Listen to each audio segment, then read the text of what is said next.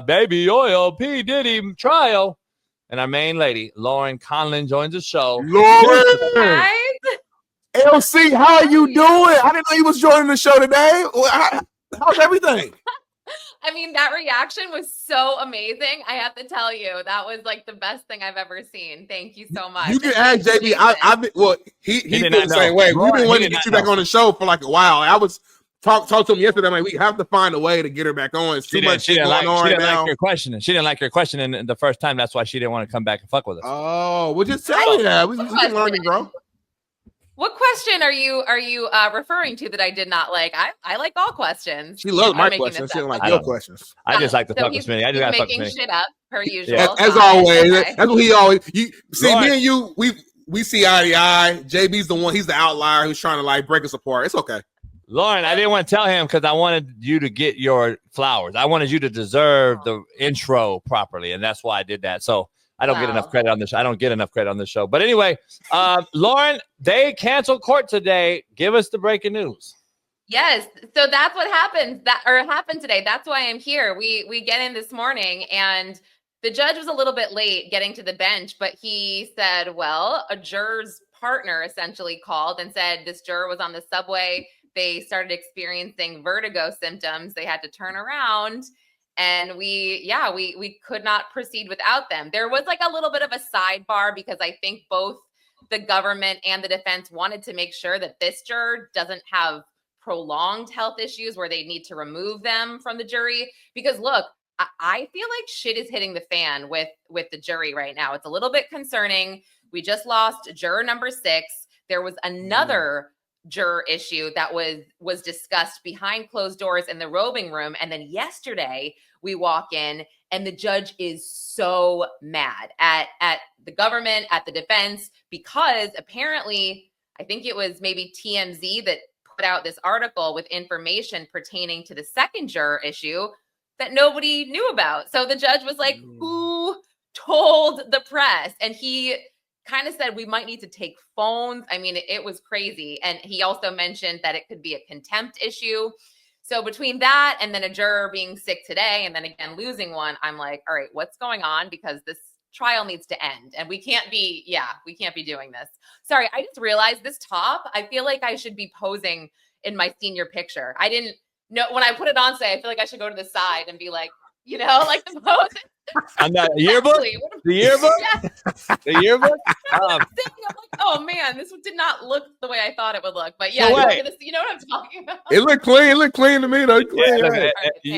Were you at court? Were you in court in that and then you came home or you changed? No, I went to court in this. I mean, I had a sweater on. What do you mean? What is it? That's what I'm saying. So what do we? I don't get it. It's fine. I just mean I didn't see my. She's saying on the camera view, we're not seeing the full get up. So she's saying the camera view doesn't show. I have a skirt. Oh yeah. Oh, like a zebra. Oh. Yeah. That's clean. That's but I'm clean. like, what's wrong with this? Why wouldn't I wear this to court? Then the glasses kick off the professionalism. You know what I mean? So it's perfect. Yeah. See, well, good balance. My eyes don't really work, and I can't read my own. My handwriting is horrible. It's gotten worse as this trial progresses, just because there's so much information. But I have to say, guys, as the government's case is coming to a close, I think people who expected all of these bombshells with minors and drugs, GHB, and the baby oil, they're going to be severely disappointed when none of that is part of this case or part of this trial. See, I was at the barbershop yesterday, and barbershop talk, we're always just throwing out random opinions or whatever. But something my barber was saying is like, based upon what we're hearing to this day, there still hasn't been too much like criminal charges really against them. It feels like just a lot of just embarrassing, I would say, information that's getting thrown out. Like, where's the RICO? Where's this whole? I'm not seeing a RICO right now. Well, and it's funny because if you ask any former prosecutor, anyone familiar with the law, even, a law enforcement officer, they'll tell you exactly where the RICO is, which is still to some and to a lot of people, it's still a stretch, but you need 2 predicate acts for RICO, like obstruction, bribery, extortion, and you need a co-conspirator. So I think what's interesting is that his assistant, or chief of staff, I should say, Christina Karam, I mean, she's not testifying. They seized her phone. We have all this information from her phone. The government has referred to her as the co-conspirator, but the defense is like, no, she's not a co-conspirator. And so that is sort of the argument, as well, is the jury going to see this as RICO? Are they going to see Diddy allegedly extorting Cassie's parents for 20 grand to not release a sex tape? Are they going to see that as RICO? Are they going to see, the Kid Cudi arson and trespassing incident as RICO? Because the thing is, we intellectually, we can assume it was Diddy, but do we have proof? Right. The police were involved. His name is not mentioned on any police report. That's a lot of reasonable doubt right there. So back to what you said, I don't necessarily know if a jury full of people like us who might not be as familiar with the law are going to say, okay, was he a bad guy? Yeah. Or is this RICO? Is this, and I always think of the mafia. Like, it was so easy to prove that they're laundering money through a freaking pizza place. Right. Like, I don't know. It's just so easy. And this is a little bit different. And then, but for me, I think the sex trafficking charges, although once again, you could point to where it meets the law with the force, fraud, and coercion. But what we saw from Cassie and Jane, this testimony, and just a significant amount of texts, emails, just really them being okay with it, or seemingly. Yeah. And also with Jane, especially, she didn't come out and really explain to Diddy how she felt until after Cassie's lawsuit dropped, which is a big thing for the defense. They're like, oh, once she saw that Cassie was paid $30 million, then she's like, I felt exploited. I felt coerced. She said all the right buzzwords, and I'm not saying that she didn't feel that way. I'm just saying this has been a part of the argument. And also, when the lawsuit came out, she texted Diddy that she wanted $100 grand per year of her trauma and her rent to continue to be paid for, because as she sat on the stand, guys, Diddy was still paying her rent for her house and also for her lawyer that was sitting right in front of us. Wow. This is crazy. Your last video, or not your last one, but you did a video about the judge being furious about the leak and the escort travel and the insanely high Amex bills and all that. Where does that sit in with all this as we go into, what is it now? 26? Well, today would have been 26th day? Yeah, today would have been 26. Well, the judge was furious about the leak about the juror. So that was horrible. But what was crazy is, and I questioned if I had this information right, because usually, we're taking notes in there. You are not allowed to talk. Sometimes we can pass notes if our hands aren't broken, but I run out of there, I do a video, and I don't really have time to consult with anybody or double check, but I'm in there, and I could have sworn that I heard, and by the way, this is true, there was a damage at the Intercontinental, or a damage charge at the Intercontinental Hotel in New York in, I think it was 2012 maybe, for $46,000. And I'm looking around like, is anybody else hearing this? No one seems fazed by it. So I'm like, did I just hear that correctly? Right, correctly. Apparently that is true. He damaged a penthouse furniture at the Intercontinental. There was so much oil damage. They basically charged him almost 50 grand for, oil damage. Oil damage. Mm-hmm. His Amex bill for that month was upwards of $918,000. So mm-hmm. He's got money. Well, he is super rich. He is super rich, but damn. But that's a lot of oil to get almost $50,000 in charges. I saw something online. Right, he's just doing a fucking water slide in the hotel room. What's going on? I mean, this assistant texted, the one we heard from last week, texted Christina Karam that he was cleaning it up, like the hotel room, and he slipped twice in the baby oil. How weird is that? I know. I'm like, are you sure it was baby oil? It could have been. It wasn't just baby oil. You know that one. It was a mixture of oil and that and this. It was a lot going on right there. Definitely. I mean, you know what that and this is, JB. I mean, actually, I saw something on Twitter. I don't know if it's true or not. Is Diddy? All right, two questions. Have they shown actual video of these freak-offs? Like you've seen We didn't. So what happened was the other day, I mean, the videos are sealed. They showed the jury 3 different videos. The jury. And basically they were kind of corresponding with one of a text between Cassie and this escort named the Punisher. And the first video, we couldn't really see the jury was pretty stoic. And then the second video, some of the jurors had their headsets like kind of off their ear a little bit. So all of a sudden, me and the girl next to me we were like, we could hear moaning, and like we were like, and then everybody kind of started looking around in the gallery, and we're like, oh my gosh, it was loud. It was loud noises, and then a female juror was like, oh, and then the men were like just watching it. They were just not, Of course, right? It was a freak off. So the Punisher, the Punisher, the name is a classic. Is he in court? Like, have you seen the Punisher? So the Punisher testified maybe week 3, I want to say, and he actually wrote a book. Guys, you're gonna die at this book the Punisher wrote. It's about erectile dysfunction because he experienced it. But guess what it's called? It's called In Search of Freezer Meat, like hard meat. I know. Sorry. Wait, I know. What? I know. You gotta be sorry. Don't say sorry. It's the real show. We talk about everything here. I'm just trying to connect it. So one of the phrases that I always say on this show is 2 things can be true.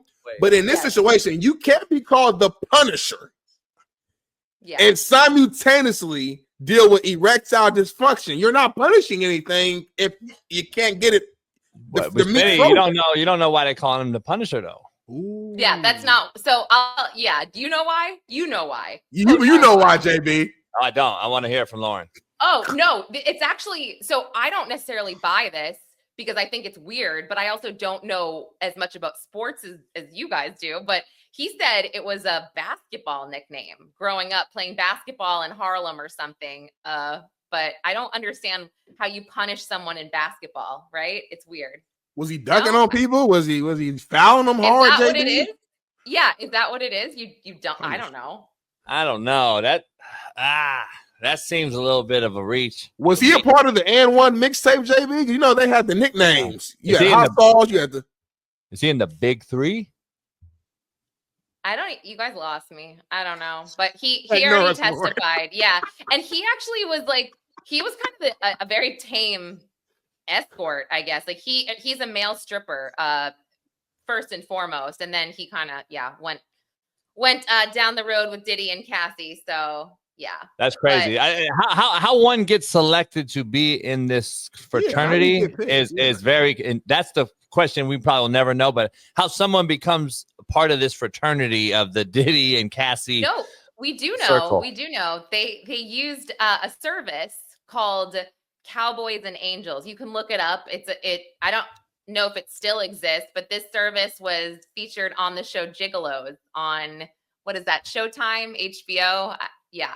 So guys, this shit just keeps going. This shit just is a never-ending story of shit. Yeah, we know a lot, and like you said, I mean, for Diddy, I don't understand how he's sitting there. His mother behind him every day.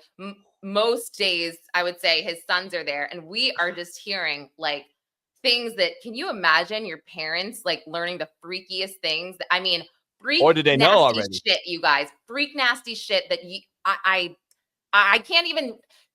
The day that Jane had to read her and Diddy's explicit text messages on the stand, I'm an adult. I can handle it. This was another level of freak. I'm telling you. What did it say? What did it say? Tell us something. Tell us something. Well, first of all, your YouTube channel would get banned if I said what I literally. But I mean, I'm at the point where to get off and not to be crude, but Diddy. He must need to see like a midget effing an elephant while like playing you know what I mean? Playing, I don't even know, like the weirdest shit ever. Like it's like basically everybody in COVID trying to get off. Your brain is, you're watching all this weird porn. You're like, you're bored, and he's at this place where he's just Sorry, was that not for everybody? No, this is the real. We talk about. Yeah, this is the real. You ain't gotta apologize. We get crazy. Lauren likes coming on because she could be like just let it out, like real. Yeah, like that's why. Yeah, that's why. This show, Lauren, is different than any other show. We talk about everything, so do not apologize. Trust us. Lauren, let me ask you. Yeah, but let me ask you something. Talk like this because I'm talking like I've talked to these like big time celebrities after I was on this Netflix show, and I got to meet some big time rappers and all these guys that have been around it, and they all alluded to the amount of, let's just say, interaction that they had during their A-class level celebrity status, that they became numb to a lot of things that they alluded to what you're saying. Like they needed extra level shit to get off. And I'm wondering if this is that case. Like, I'm wondering if this is really like that, another level of that. Like, I don't know. Yeah. I don't know. And Jane actually said that she used to buy, you guys, I had never heard of these, but they're called Rhino Pills. Oh yeah, I heard about it. You know what? I'm not gonna lie to you. I'm not gonna lie to you. Ruben's in the chat right now. So I had a little get together on my yacht, my boat. We're chilling. Okay. A couple friends. I haven't seen a buddy in a long time. He brought a female friend of his. And then the next day we're cleaning up the boat. We didn't do anything crazy. We went out. It's an open bow, so it's out on the deck. Like you can. I don't do crazy shit on my boat, especially with somebody I don't know. This guy. No judgment here. This guy brought a girl. Ruben and I in the chat are cleaning the boat the next day, just spraying it down water, like I do every day. And I saw the fucking Rhino package, the Rhino pill package. He dropped it out of his pocket. It was empty. Oh, rude. And I had to look up what it was. So what does it do? Does it wake you up? Does it make you? Yeah. Yes. Yep. Rube, you a freak, man. No, I'm just kidding. No, but Jane, just totally kidding. Jane gave them to the escort and to Diddy because she said she wanted to move things along. Oh, sorry. I'm like, now he's real. Don't make him real after I just. No. He was saying true. He was saying true. He was saying true to the Rhino package. It wasn't his stuff. It was his friend's stuff. You good? You good? Yeah. It wasn't his package. We found the package. Damn. I'm joking. He's not real to me until I see his face and his name. Now I'm like, oh, now I can't make any comments. I'm scared to take anything like that. I feel like it's gonna make my heart like beat too fast or something. I don't want to take anything like. I can't do it. If it ain't working today, just say you ain't doing something right. This ain't working. Everybody in the chat knows what the fuck Rhino pills are. I never even knew what it was. I mean, common sense though. Like if I had to guess, like Rhino pill, we're talking about sex. I mean, put it together. It's like something you can do. Lauren, so your best estimation, Lauren, if we don't ever get you on again until the case is over, let's just knock on wood. Hopefully we do. But what's your best inclination right now? What happens here in this thing? Does he get off this thing? This is so hard, you guys. I mean, because we know the morale clause, right? We got a morale clause of it. Like you and I know, okay, morality wise, this is a fucking shitbird. On the other end, we're looking at it like legally. Is it illegal to be freaky, nasty, wild? I mean, I just don't know. I'm just saying, like at the end of the day, like you said, do they have enough legally RICO wise? Which I've heard from lawyers that I have too, that there are some RICO charges in this thing that will stick legally. I'm curious to see if he gets off this, how many years, what, etc., and how long. So, two-part. What do you think happens, and how long until we know? Is this a long drawn out deal? Yeah. I mean, what you said is correct. That yes, these charges. You can identify them. They are there, but are they reaching?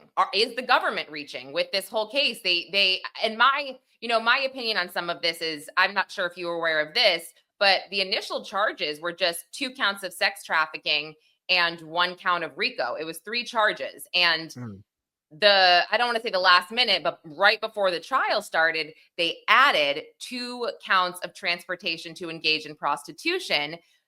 Though right there, that is the easiest conviction, because we have seen flight records from his Amex, the flight itineraries of several different escorts that they're flying from Miami to New York to LA. Easy. And Diddy's team actually tried to get those charges thrown out. They cited a racial bias. And, at first I thought that was kind of stupid. Like, oh, you're playing the race card about this. Then I thought about it and I was like, well, you know, they kind of really want something to stick. So they're just throwing shit at the wall, right? And this is so easy. And also, how many guys, or, you know, I guess I'm just assuming guys, how many guys fly there? Maybe women. I was going to ask you that. I'm going to be real with you. Yeah. Every freaking, well, a lot of people with money, and even people with not a lot of money, fly women out for a weekend. I'm going to be real with you. So is so if that's trafficking, then I mean, we're opening up a whole can of tomatoes we don't want to open up. Yes, I am with you on that. I am so with you on that.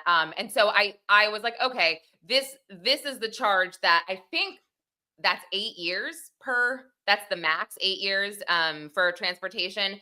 So again, I just don't know what the jury is thinking. However, like juror number 6, he was, I think, one of 5 black jurors, and he actually had said he was a 90s hip hop fan.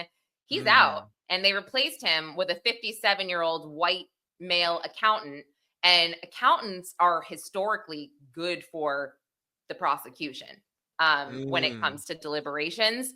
So I honestly, I don't know. I think it could be a hung jury, to be honest. Like, I think they could send a few notes. The judge will issue an Allen charge, which kind of makes them deliberate further to try to come to some kind of unanimous decision, because it has to be unanimous here. But are they going to find 12 jurors that will agree that Cassie Ventura was sex trafficked or Jane was sex trafficked, knowing what they know about money and this and that, and you know, the consent they saw? I don't know. But with that being said, the government was supposed to rest today.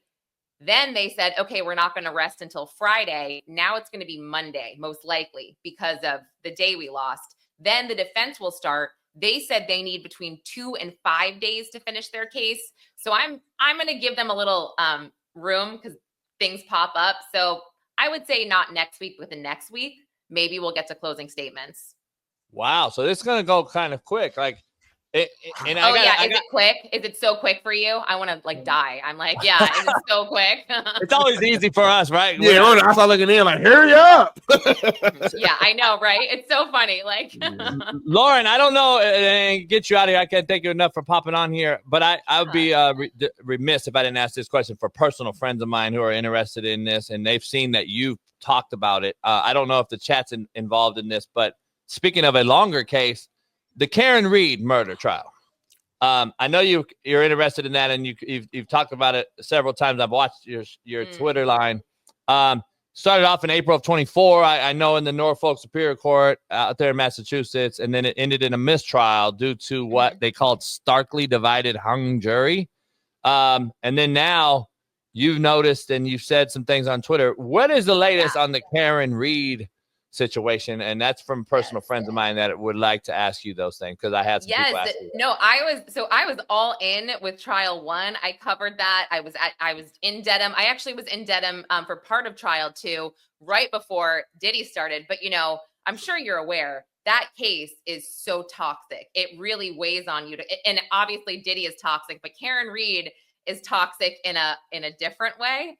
Like, if you say one thing, somebody will jump down your throat and call you all these horrible names and whatever.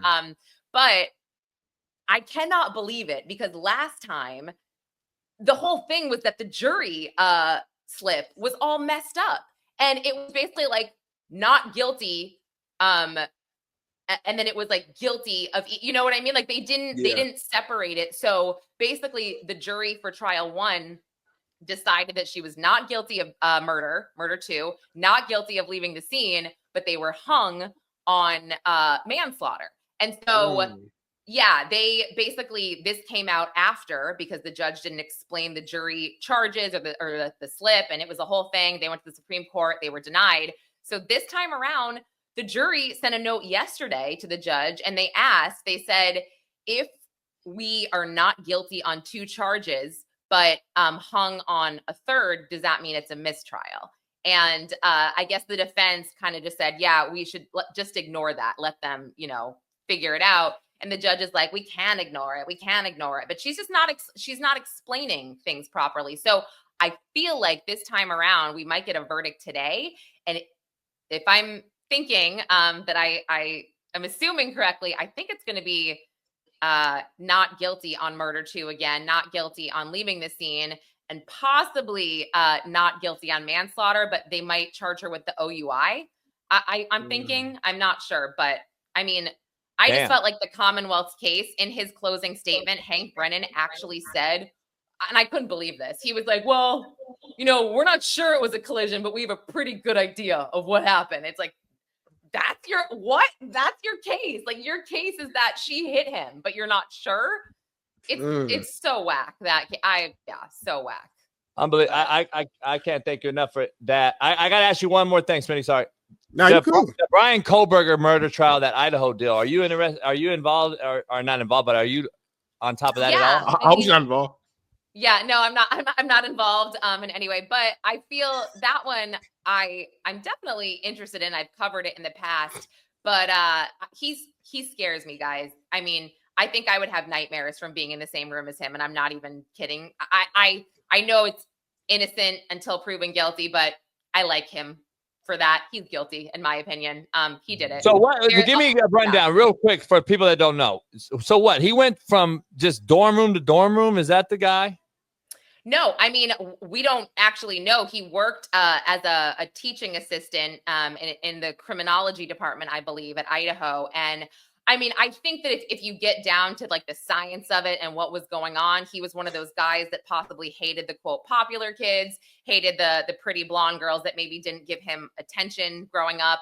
I don't know, but that's part of the a possible motive, or the fact that he was obsessed with serial killers as well. I mean, he was a criminology student, but anyone who says that there's doubt and this and that, and he was stargazing and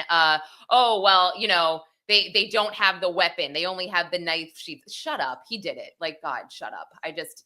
There's no one else. I'm sorry. And that's another point of contention. People get so angry about this, but I don't care. I mean, show me who else did it. Show me another person. Lauren, I'm wondering now if it's not some conspiracy out there. So they just want to do a Netflix special on it. So they're going to string it on out and hopefully it was someone else. You never know nowadays, all these damn documentaries out here.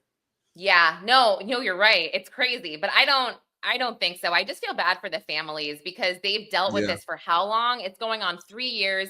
And, Kaylee Goncalves' parents, specifically her dad, it's sad because they just don't seem to be on the same page as the prosecutors. They're holding their own press conferences. And it's like, shouldn't be like that, right? I mean, it's on either side. They should be aligned here because the prosecution is the one, they're supposed to get justice for his family and for his daughter. So I don't know. I hope this comes sooner than later and they don't postpone it. But a trial that I'm really interested in is Keefe D, which they've postponed numerous times. That'll be in Vegas finally, I think February of 2026, if he doesn't die before. I mean, he said multiple times he has cancer, he's sick, and he wants to get out. But yeah. What about, I have a personal connection to this one because I'm actually talking to her right now. She's a lawyer of mine, but she's also R. Kelly's. Oh, wait, man. Is your lawyer Jennifer Bonjean? No, she's not. She's on the team, though. I love her. Yeah. She's on the team with her. She's on the team with her. No, yeah. She was Bill Cosby's lawyer too, Jennifer Bonjean. Yeah. Wow, she's talking to her right now, and she's actually watching the show right now, and she loves you too. So she's a big involved in this. She was actually on TV the other day. She's like the third in charge of this whole thing, like behind the scenes, kind of. He's in, I guess, hospital. Solitary. He OD'd, right? That's what they're saying. Wait, did you know. See the other day when they said sorry, this sounds horrible. You're saying no, I just mean like it's the gifts that when he's like, oh, I'm tired, and he's crying, and I always see his face. So when I see these headlines that he's in distress somehow, all I can think about is these gifts. But I saw that it was like R. Kelly's in solitary with spiders crawling all over him, and you're like, that is the weirdest headline ever. Keefe D, I forgot about that because that's from out here. So I was like, shit, that's boy, yeah, that's crazy. Grew up in that this is little crazy. Lauren, I can't thank you enough for hopping on here. It's always a pleasure. It's entertaining.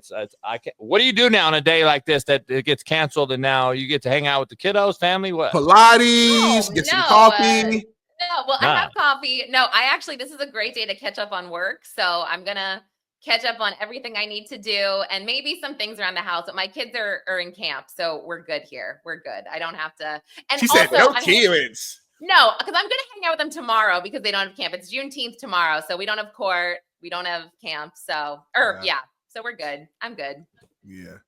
Love it. Yeah, love it. Smitty, you got anything? No, that's it. It was a pleasant surprise. Like you wanted to say something. No, it was a joke. I'm good.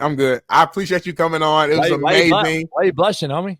I'm not. I'm black. I don't blood. Am I blushing? You got a little rosy right there. I don't know. What was the joke? It was a dirty one. Smiling. I'm just no. When JB brought up you hanging with your kids, your face on me, you like no. Like I was like, you were like ew, like no, like you went. I'm like, damn, what happened? My husband he's in the south of France right now, and I'm so annoyed just because I'm like, he's been there for a few, and I'm just juggling with my kids are younger, so they can't do shit by themselves, and so it's like, I mean, but. I mean, anyway. Here we go. So yes, no, we will not be hanging out with them today. Love it, Lauren. Stay safe. Hopefully we'll have you on soon again. All right, appreciate you for sure. Bye guys. Thanks for having me.